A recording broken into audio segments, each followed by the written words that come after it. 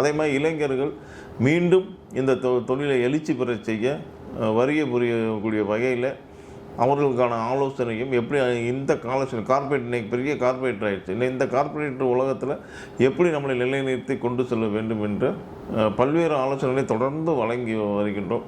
எனவே தமிழ்நாடு பான்பொருள் அசோசியேஷனில் நீங்கள் அனைவரும் பயணிக்க வேண்டும்.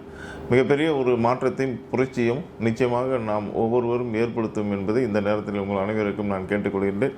தொடர்ந்து பான்பொருள் அசோசியேஷன் சம்மந்தப்பட்ட பண்டைய காலத்தில் பழமையான காலத்தில் நம்ம தொழில் எந்த அளவுக்கு இருந்துச்சு, எந்த மாதிரிலாம் நம்ம பண்ணினோம், எப்படி நம்ம தொழில் வங்கியாக மாறுச்சு, இன்றைய கால சூழ்நிலையில் நம்மளை எப்படி தக்க வைத்து நம்ம சிறப்பாக நம்ம பிஸ்னஸை செய்வது நாட்டுக்கும் நாட்டு மக்களுக்கும் நல்லதொரு விஷயமாக நம்முடைய தொழிலை சிறப்பாக எப்படி கொண்டு செல்வது என்பதை பற்றி தொடர்ந்து நம்ம பேசுவோம். இந்தியாவோட பொருளாதார செலவினங்களில் மக்கள் மத்தியில் பணப்புழக்கத்தை கொண்டு செல்வதில் பான்புரோக்கர் உடைய பங்கானது 30% இருக்குது.